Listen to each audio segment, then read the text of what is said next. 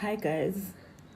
I haven't recorded a video in a very long time, but I did say I would record one for the issue on Begin Bilumbedzi, as well as the 31st July protest of Zimbabwe. I've received a lot of criticism from South Africans who are claiming that we're getting ourselves involved in Zimbabwe's issues, whereas we haven't solved our own issues, and to them it doesn't make sense.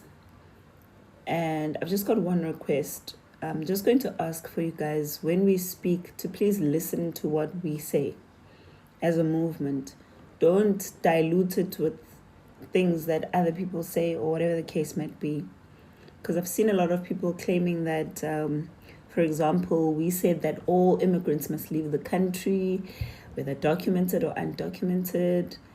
Some of them have claimed that we have been promoting violence. There's a lot of things, which obviously we can't deal with propaganda and misinformation now. There's a lot going on, which is why I'm asking you guys, when we speak, listen to what we say as a movement.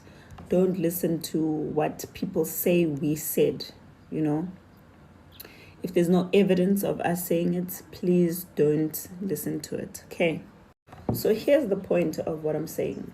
From inception, from the get-go, from day one, we have always been consistent in the principle that we do not want any immigrants who are leaving this country, from any country for that matter, especially African countries, to leave and then leave in body bags, for example. We want them to leave in peace, and we want them to leave. And when they leave, the message remains: they go home and they fix their countries. That has always been the message. It's been consistent. It's never changed. So we're not saying go home in Zimbabwe and starve. We're not saying go home and start doing crime. That's not what we want. We're saying, when you go to your country, go home, fix your country, make sure that it works, not just for you, but for the future of that country, your children, and also of the entire continent, because that's the objective of what we want to achieve. Now, it doesn't take away from the fact that we want illegal immigrants to go. We want foreigners to go who are in the country fraudulently, who are here using the wrong reasons, who are committing crimes and all of those things. We insist on that. That doesn't change, because our country can't be a playground for all kinds of people who have messed up their own countries and now want to come to South Africa and bring that entire mess here. You know, we've seen the many incidents that people are trying to gaslight us about when it comes to the issue of foreigners and illegal immigrants and the behavior that they have in our country. We've seen zamazamas and the destruction that they've brought to our communities, to families, you know, and we've seen even the drug dealers who are thriving in communities. We've seen the hijacked buildings. We've seen the crime. We've seen even the labor laws being broken in the country, where modern day slavery has become a thing. But that does not mean that we do not want them to go back to their countries and fix their country.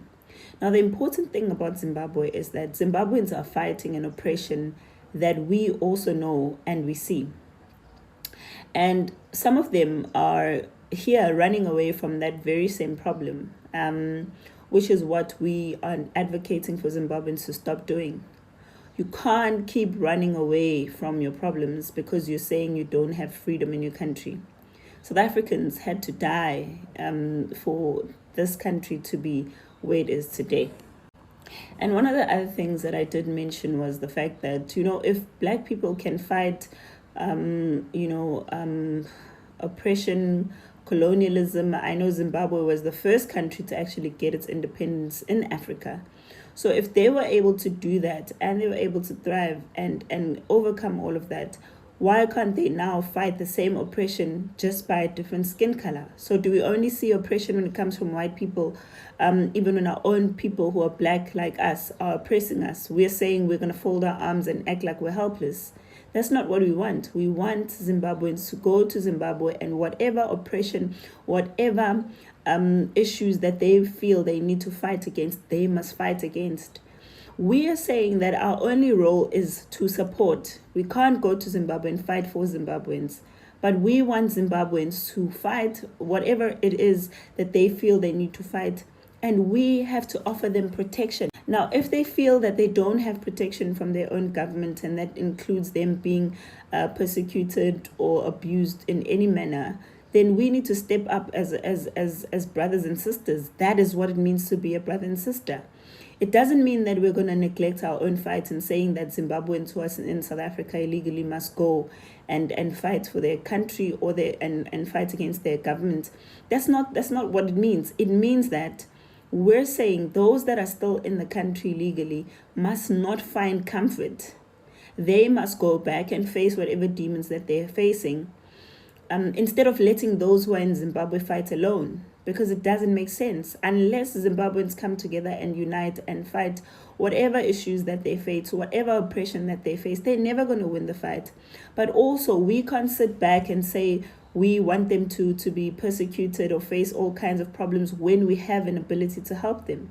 So we can use our social media, we can use our voices, we can use whatever we want to use to make sure that the plight of Zimbabweans is echoed, and whatever it is that they're facing becomes less of a burden for the people who are in Zimbabwe.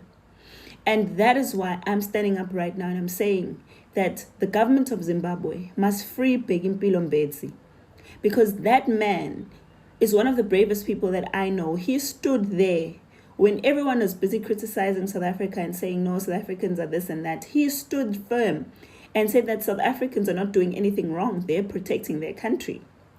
And we must come to Zimbabwe and do the same. And he didn't just end there. He actually came together with Zimbabweans who know what they want and who know what they want their country to be like. And they decided that they're going to set a date, which is the 31st of July, because they want to stage a protest. Now, nobody deserves to be abused and tortured and treated like they're a criminal just because they want to protest and peacefully, because we promote peaceful protests ourselves. Now, we're seeing a lot of, threats and a lot of abuse going to people of Zimbabwe who are saying that they're going to be protesting on the 31st of July. And we've also seen Begimpilo Mbedzi being arrested for that. And it's absolutely heart-wrenching to see Zimbabweans who are outside of South Africa, who are in the diaspora, pretending as if this issue is not happening. So we have to step up and say that there needs to be justice served. People cannot be stopped from protesting peacefully.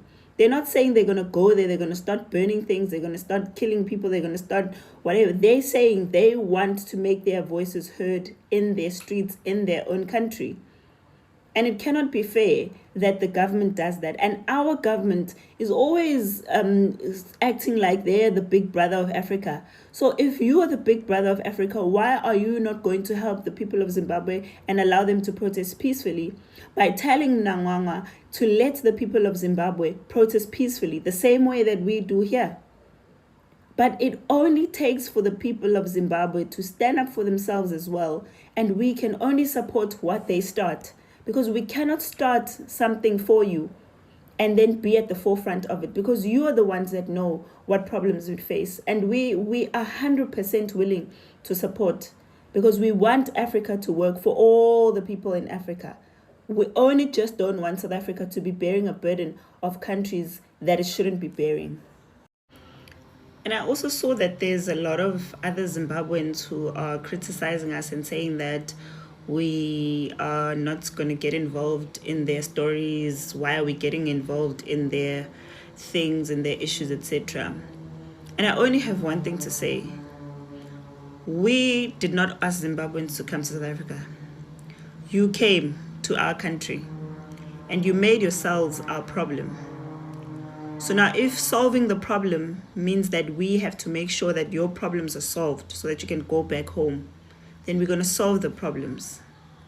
So the day you decided to come into our country illegally and you didn't ask us for permission, you came.